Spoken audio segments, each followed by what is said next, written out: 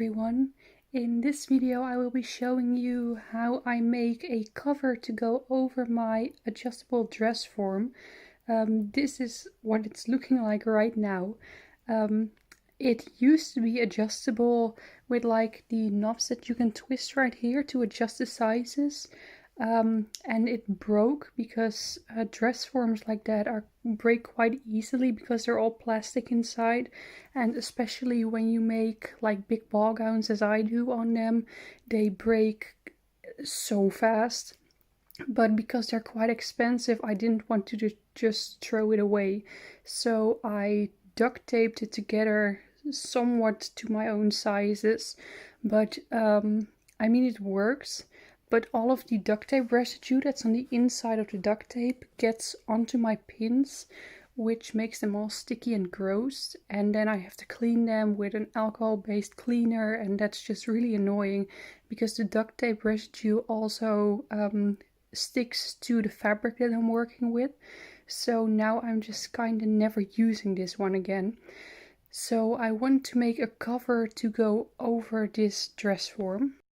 I started off by putting my pattern together. There are print instructions on the website for how to print it. After that, it's just neatly cutting out all of the pattern pieces and putting them together.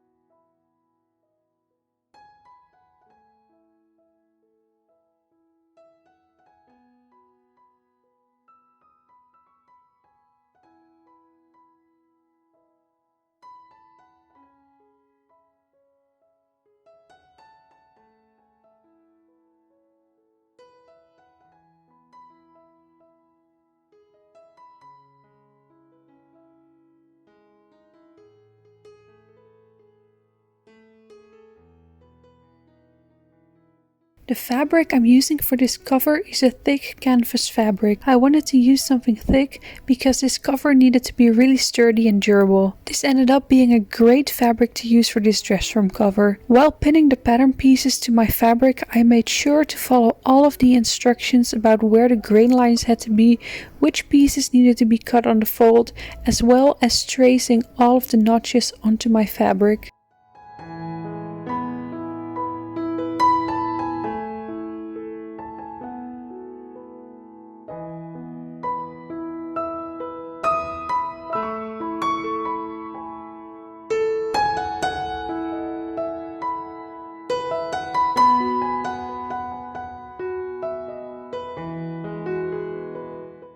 Once everything was cut out, I started sewing together the large back pieces and the bottom front pieces. While pinning, I made sure to match up all of the notches, so everything would fit together perfectly. Once I had all of my bottom and back pieces stitched together, I also attached the top front piece. Something important to mention for this one is to not stitch down the seam allowances as well. Stop stitching right at the end of the seam where the seam allowance starts, otherwise you're not going to be able to insert the cups later.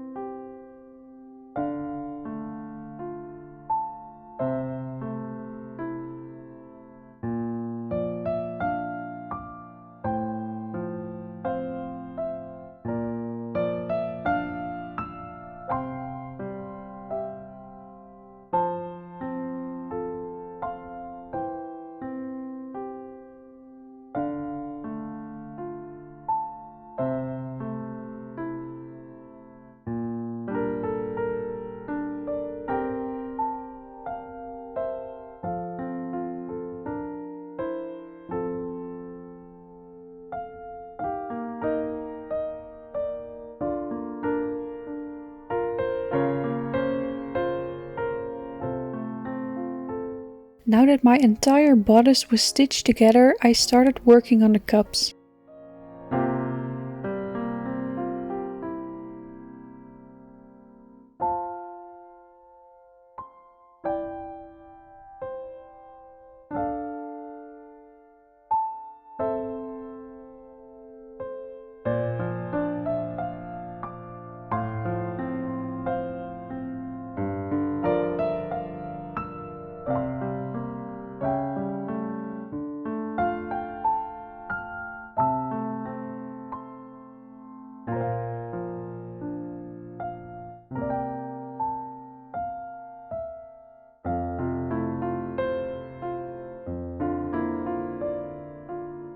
Sewing the cups was a bit tricky, especially because I'd never inserted something like these before, but I managed. While pinning these, it's important to match up the seams and notches first and not start on one side and pin towards the other side. Matching up the notches first is the only way to neatly insert these cups. It's kinda hard to show on camera, but when you're pinning and stitching these down, it's important to only stitch to the end of the seam and not sew the seam allowance down as well. You can move the pieces around much better if you do that.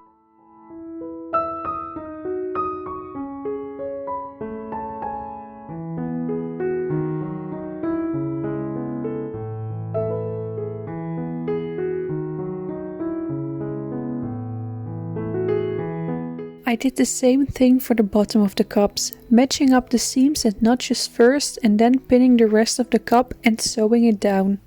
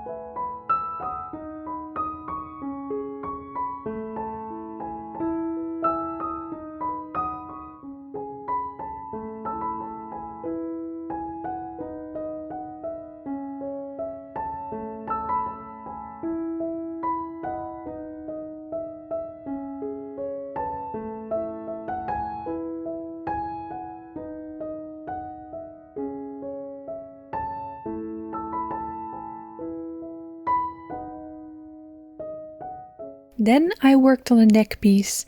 This is a circular top piece and a curved rectangle for around the neck. I stitched the ends of the neck piece together first and then added the top part.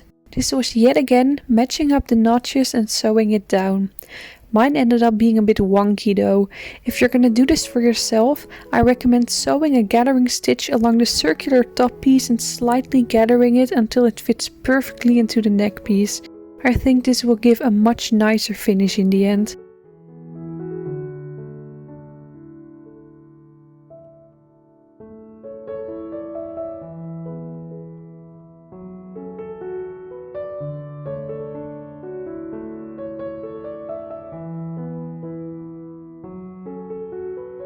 Okay, so I just took the duct tape layer that I put over my dress form off of it, and I placed the cover that I'm working on over my dress form. I did have to seam rip a bit in the sides because otherwise it wouldn't fit over the shoulders of my dress form, because this one, some dress forms just have shoulders that go like this, but mine has actually like a shoulder on it, so it wouldn't fit over. So I'm just gonna stitch this back together by hand in a minute.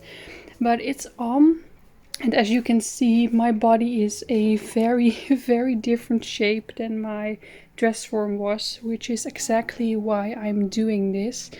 And right now I am going to put a top on, and I'm going to put the armhole cover on it.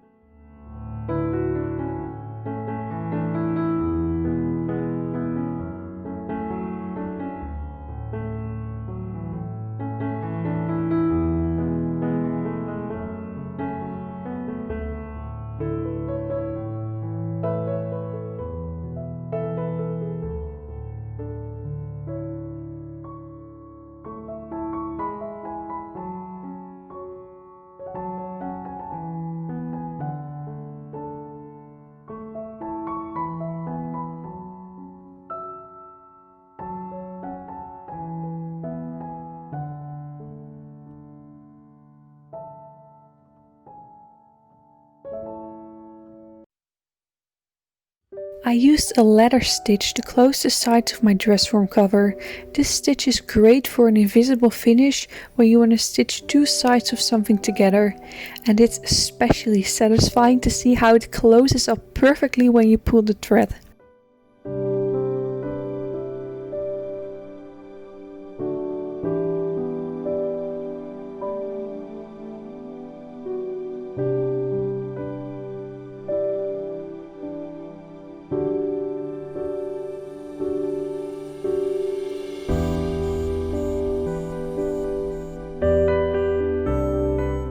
I have to be honest and say that I didn't really follow the sewing instructions of this pattern at all, but I did take a look at them before sewing this cover. The instructions suggest to use padding to pad the important places of your dress form to make it your size, but I didn't really like this idea because my dress form needed quite some filling almost everywhere. Instead of using padding, I decided to use this teddy bear filling instead. This worked really well and gave my dress form such a beautiful shape. I can now also pin into my dress form, which is really handy. I bought 3 bags of the filling, but I only ended up using half of 1 bag. So if you're going to do this as well, 1 bag is enough. While I was stuffing the empty space, I also made sure to keep measuring my bust, waist and hip to make sure that my dress form actually matched my sizes.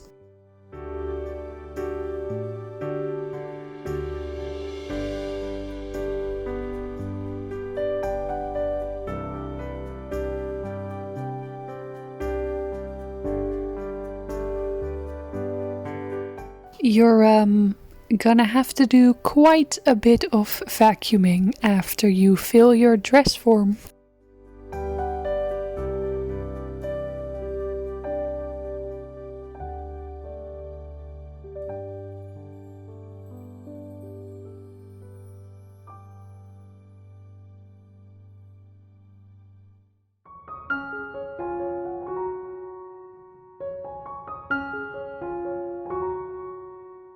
I closed off the bottom by simply stitching the cover to the fabric of my dress form.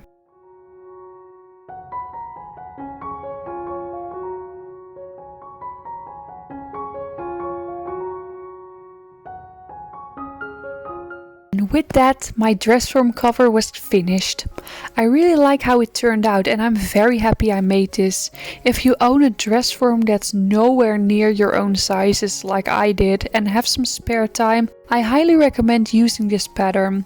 This cover took me about a day to make and it's really not hard.